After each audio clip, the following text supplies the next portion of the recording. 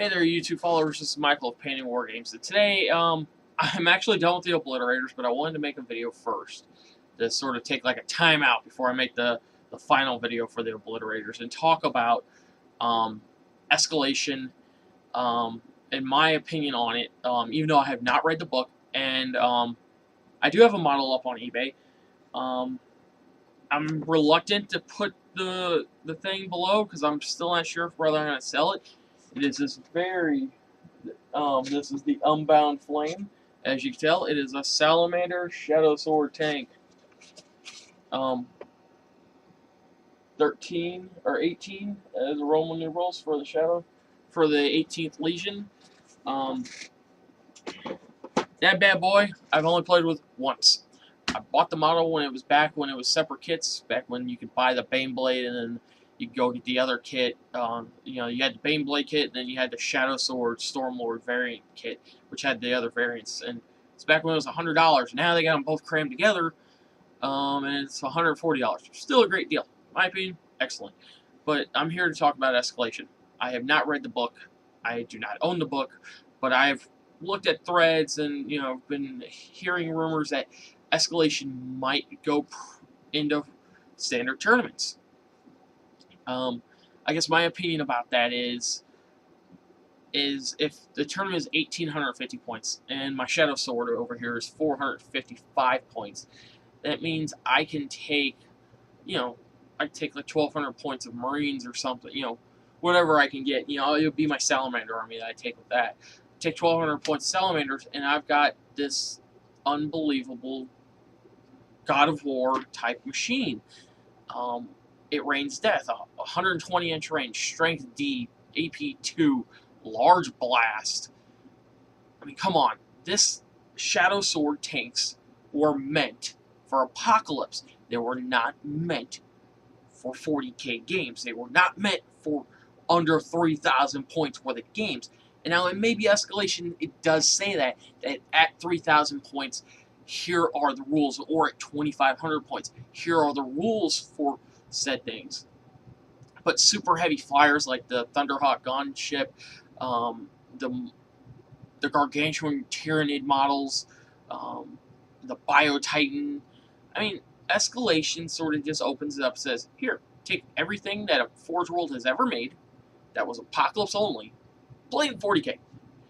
If you want I know this is a little stretch, but I think the Reaver Titan of old, it's still in the book. It's 1,500 points. You're playing 2,500 points.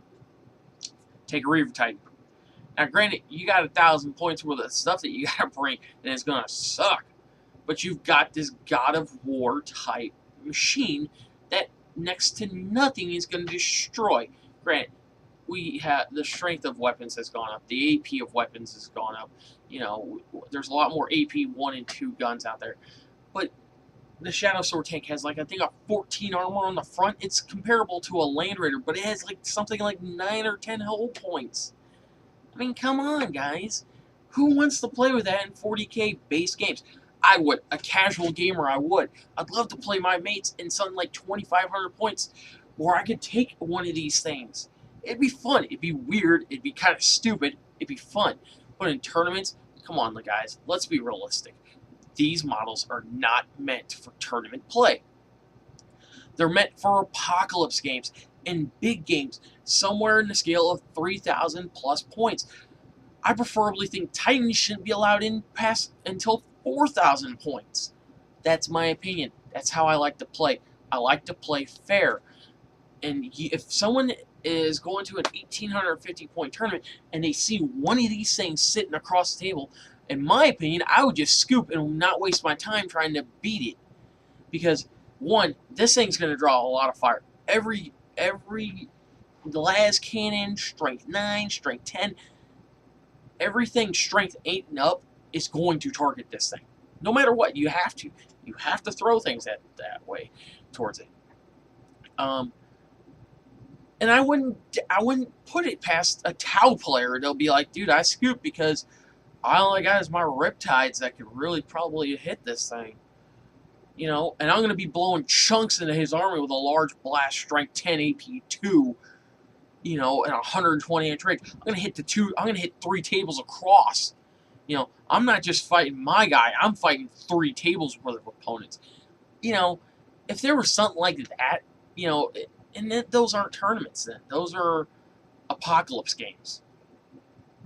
So, you know, I understand Games Workshop wants to bring every model to the table with their standard Warhammer 40K, and that as a whole, Games Workshop provides models. They build models, you know, or they make models. They don't make the rules. But there's someone over there thinking, man, you know, why don't we try to do this? We'll sell more models, but we're gonna break our own game, and that's just my mentality. And I don't like stepping off the obliterators here. I'll actually show it off. It's actually done, except for the basing, but basing could come at another time. Let's see if I can't get him to focus. Come on, camera. Oh, I'll get this thing to work here in the next when I do the final episode of it. But yeah, there. Wow, this. So just now wanted to go on the clarity. There. And I've painted the eyes and everything. I just don't have the base done. Mainly because my Games Workshop closed before I get out of work. And I was going to go get that new texture paint, tactical paint that when it dries, it cracks and makes really cool stuff.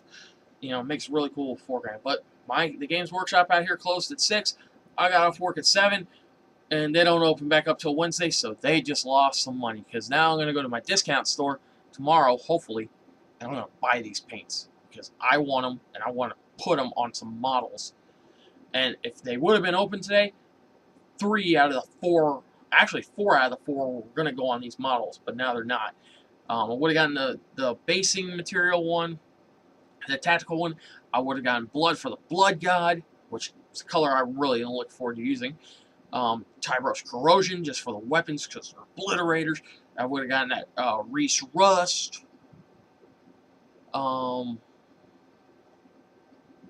Yeah, so that's all 4 of them. Yeah. The rust color that goes with Tyros Corrosion. Oh, yeah. Oh. I'm sorry. I sound like my inner manhood's coming out because I love how those colors look, and I love the way that you can manipulate them. And now I know I'm getting off topic. But yeah, those colors would have gone to the obliterators, and I would have done something a little bit differently. But as a whole, I've done more with these models than I set out to do, and it's thanks to making these videos. So yeah, I mean, do I dare put this up on eBay, or do I dare share the link of this thing? I don't know. I have it up on eBay. It's $140. It's a steal. I didn't paint this. My buddy did. I paid the guy $100 to paint this. Granted, this was 4 years ago when I bought this. And you can tell I've been blowing on it. It hasn't been played much. It's been up on my shelf over there. Same with my Land Raider Achilles that we modified.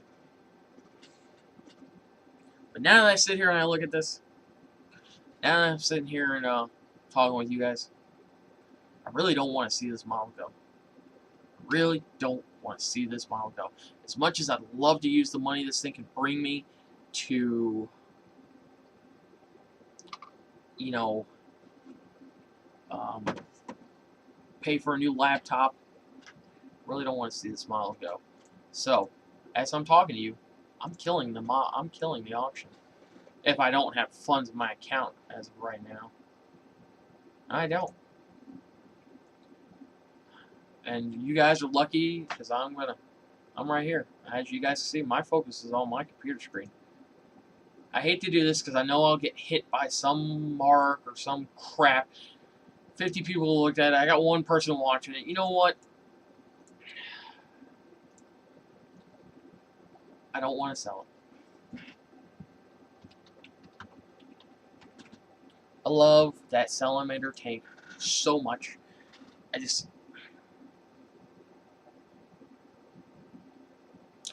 don't know.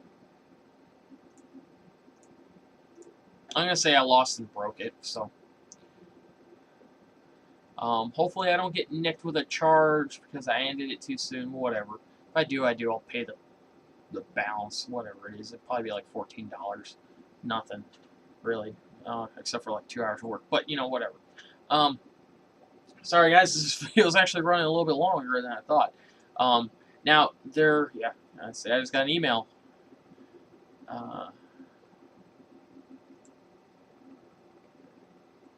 Yeah, I ended it. Yeah, I'm not gonna relist it. Yeah, eBay can go buy it. I don't care. Um, but yeah, the next video will be the final video for the Obliterators. What are your guys' opinion about Escalation? Have you looked at the book? Can you guys tell me what it's about? Are Shadow Swords, Bane Blades, Hierophant, Bio Titans? I don't know what the giant wing thing is. I call it the Herudagon, but maybe it's pronounced something else. I know it is. But are Titans and giants, monstrous creatures, and gargantuan creatures going to be making their way into the 40K tournament scene? Is that the way the game's going? I hope not. But maybe some of you guys out there have read the book. Maybe you guys have the book. You can tell me. Tell me what this book is about. I know Stronghold is out there. It's the fortification book. I don't care about that thing, because it's all about fortifications, and I can look at the rules for that. And those rules are sort of stationary. They don't move and shoot. They just sit there and do what they do and have a guy manning a gun. And maybe it has a really cool gun on it. I personally don't care. I care about these things, the Shadow Sword tanks. I care about these things coming into play. Because if I come to a tournament and these things are present, I sure as God wish I would have brought mine. Because this thing is 455 points of pure destruction. It's actually probably more like near 500 because I have the last games on. But whatever. This thing is awesome. I actually want another one now that I've been thinking about it. Too bad I can't afford it just yet, guys. You know, Christmas season.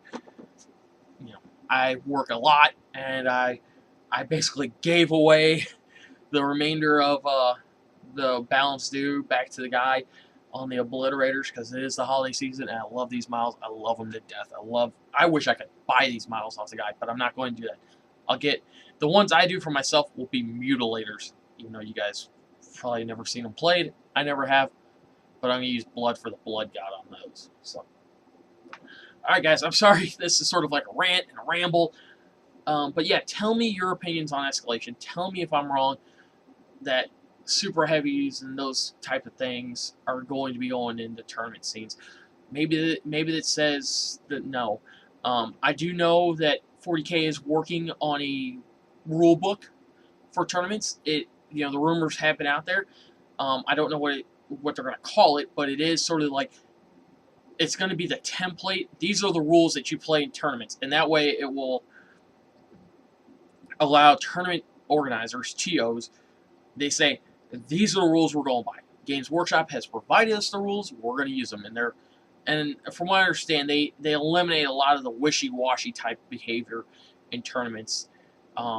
They sort of narrow it down. They say, know this, know that. Particularly in a previous tournament that I played, there was a guy and his army was white. It was pure white. But was running them as Dark Angels and White Scars combined. He had the Dark Angels Codex and he had the Salamander Codex, but his models were clearly not distinguished between the two. And the TO got really upset. I think it was round 2, the guy, his second opponent, finally complained and said, look, I can't tell which models are which because I want to eliminate the White Scars ones. He wanted to eliminate one faction over the other for his own reasons, but the TO got very upset with him and kicked the guy out. And I know the new rule book coming will set guidelines for that. They say if you're playing Salamanders, they got to be green of some kind. If you're playing Ultramarines, they got to be green of some kind. But you can't use one paint scheme for 2 different armies, basically. Or you can't have a white army and say, I'm running Dark Angels and Codex White Scars. You can't do it. You're running Nurgle, but half your units are on the field are Khorne based. You can't really do that. That doesn't happen because Khorne units look so much different than Nurgle units. But it's basically stopping Space Marine players from saying, I'm going to play 2 chapters that look identical, but I'm going to use different codexes, and I'm not going to tell you which models go to which. So, all right, guys, I know this has run long. I'm sorry for ranting, but I just had to get this off my chest right as I got done with finishing the Obliterators. So, all right, guys, this is Michael of Painted War Games. Hit subscribe, share it, get the name out. You know, I'm not going to be doing this for money. I'm doing this to help you guys now. And I like that girl. I commented on her video. I'll have to look her up. I subscribed to her.